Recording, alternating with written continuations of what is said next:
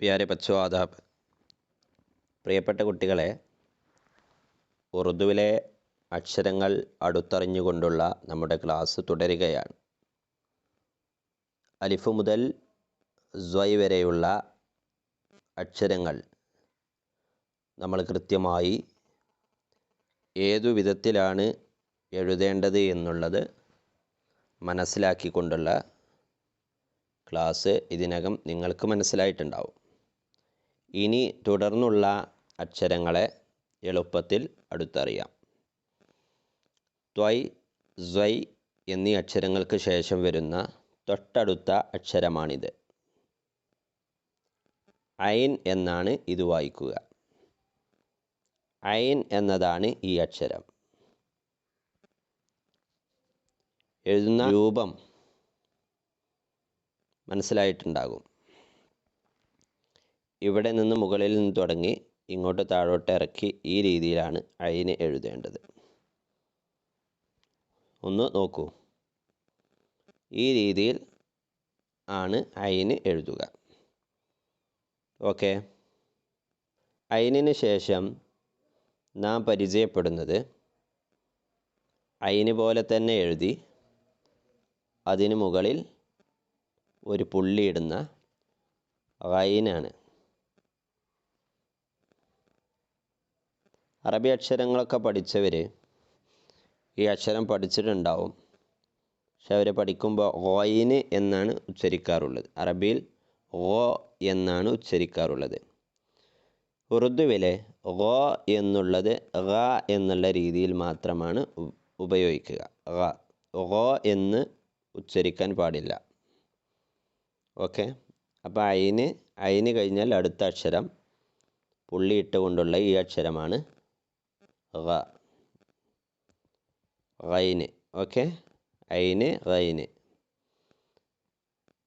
ഒന്ന് എഴുതി നോക്കൂ. തൊട്ടടുത്ത അക്ഷരം നമുക്ക് പരിചയപ്പെടാം. ഓക്കെ. ഈ അക്ഷരമാണ് ഫെ. ഫെ എങ്ങനെ എഴുതാം? ഇങ്ങനെയാണ് ഫെ എഴുതുക.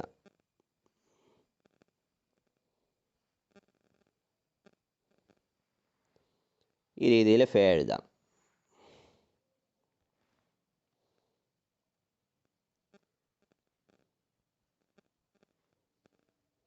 ഒന്ന് ഫെ എഴുതി നോക്കൂ. എവിടെ നിന്ന് തുടങ്ങി ഇങ്ങനെ പോയിട്ട് ഫെ എഴുതും. എല്ലാവരും എഴുതിയോ? സിമ്പിളാണല്ലോ. ഇനി നമുക്ക് തൊട്ടടുത്ത അക്ഷരമായ ഖാഫിലേക്ക് പോവാം. ഈ അക്ഷരമാണ് ഖാഫ്.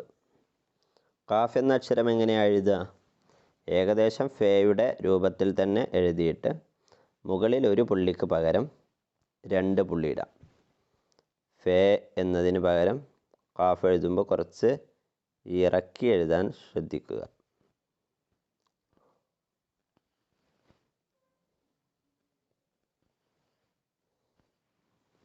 ഈ രീതിയിൽ താഴോട്ട് ഇറക്കി എഴുതാം.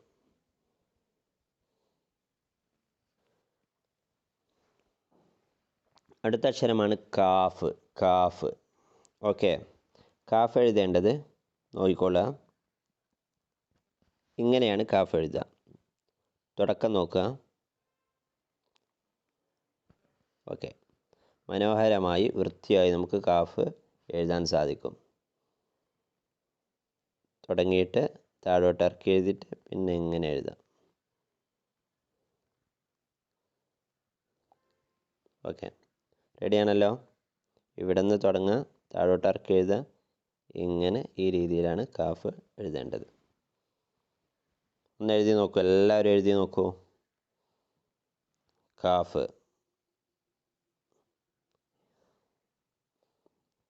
ഏതക്ഷരം? കാഫ്. അടുത്ത അക്ഷരം നോക്കാം. കാഫ് പോലെ തന്നെ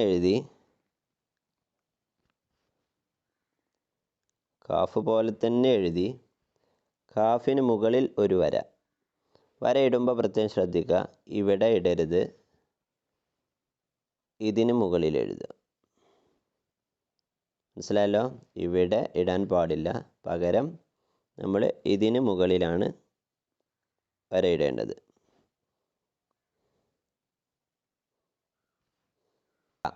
ഉച്ചാരണം ഗ എന്ന ഉച്ചാരണമാണ്. അപ്പോൾ ഈ അക്ഷരം പല കുട്ടികളും മിസ്റ്റേക്കായി വായിക്കാറുണ്ട്. ക എന്നുള്ള രീതിയിലൊക്കെ വായിക്കാറുണ്ട്. ഇത് ക അല്ല. ഏതക്ഷരം? ഗ എന്നതാണ് ഈ അക്ഷരം. പ്രത്യേകം ശ്രദ്ധിക്കണം. അക്ഷരം ഗാഫ്.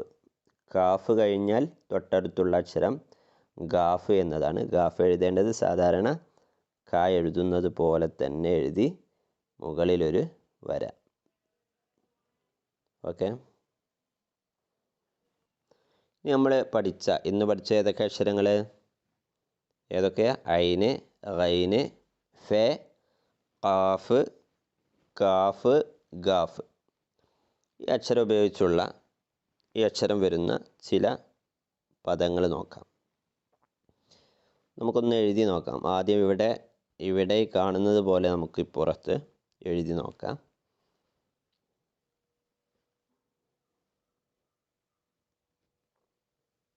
ഇതെന്താ വായിക്കുക? ഇത് നമ്മൾ ആദ്യം പഠിച്ചതാണ്. ആ എന്നാണ് ഇത് വായിക്കുക. അഥവാ അവിടെ അലിഫുണ്ട്, വീണ്ടും ഒരു അലിഫുണ്ട്. അപ്പോൾ 2 അലിഫ് ചേർന്നതാണ് ആ. പിന്നെ നമ്മളിപ്പോൾ പഠിച്ച ഗാഫ്. ഗാഫ് അവസാനം വരുന്നതോടുകൂടി അതെന്ത് ചെയ്യും? സുക്കൂനിലാണ് അവസാനിക്കുക. ഓക്കെ. സുക്കൂൻ നിങ്ങൾക്ക് പരിചയമുള്ളതുകൊണ്ടാണ് ഞാൻ സുക്കൂൻ എന്ന് പറയുന്നത്. ഓക്കെ. അപ്പോൾ ആഗ് എന്നാണ് ഇത് വായിക്കുക. ആഗ്. എന്താ വായിക്കുക? ആഗ്. ആഗ് എന്നതിൻ്റെ അർത്ഥം തീ എന്നതാണ്. ആഗ് എന്ന് പറഞ്ഞാൽ തീ എന്നാണ് അർത്ഥം. അതാണ് ആഗ് എഴുതാൻ ആദ്യം അലിഫ് എഴുതുന്നു, മുകളിൽ മദ്ദിടുന്നു, ഇങ്ങനെ ഗാഫ് എഴുതുന്നു. ഗാഫ് എഴുതിയാൽ ആഗ് എന്ന് ലഭിക്കും. ആഗ് എന്നതിൻ്റെ അർത്ഥം തീ എന്നതാണ്. ഒന്ന് ആഗ് എഴുതി നോക്കൂ.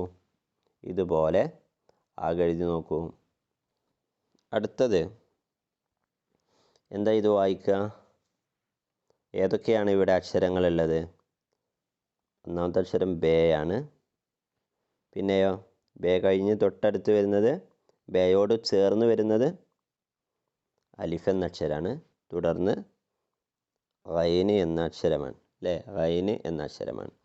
ഇത് നമ്മൾ കൂട്ടി എഴുതുമ്പോൾ നമ്മൾ എങ്ങനെ എഴുതും? കൂട്ടി എഴുതുമ്പോഴാണ് ഈ രൂപത്തിൽ വരുന്നത്. എങ്ങനെയാ?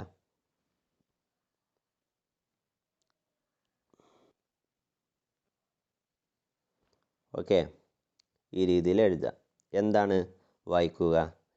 ബേയും അലിഫും ചേർന്ന് വരുന്ന ഇത് എന്ത് വായിക്കും? ബാ എന്ന് വായിക്കും. അല്ലേ? ഈ ഭാഗം ബാ എന്ന് വായിക്കും. ഇവിടെ ഗൈനാണ്. അപ്പോൾ ബാഗ്. എന്താണ്? ബാഗ്. ബാഗ് എന്ന് പറഞ്ഞാൽ അർത്ഥം പൂന്തോട്ടം. ബാഗ് എന്ന് പറഞ്ഞാൽ പൂന്തോട്ടം എന്നതാണ് അർത്ഥം. ബാഗ് എന്നുള്ളതിൻ്റെ അർത്ഥം പൂന്തോട്ടമാണ്. അപ്പോൾ ബാഗ് ഒന്ന് ഇതുപോലെ എഴുതി നോക്കൂ.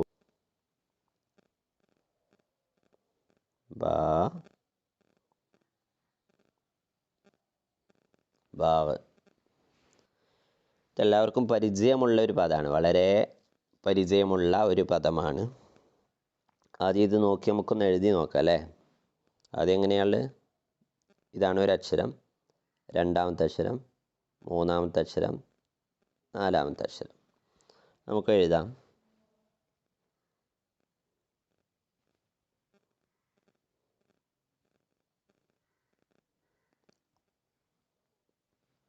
ഓക്കെ. റെഡിയല്ലേ? ഒന്നുകൂടി എഴുതണോ? യെസ്. നോക്കാം.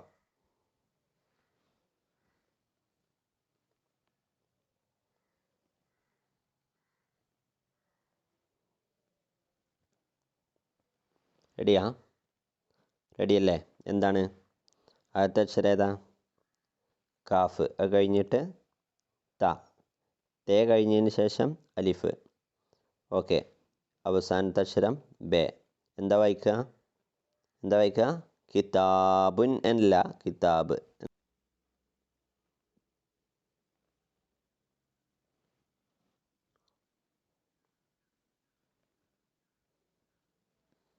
എന്താ വായിക്കുക?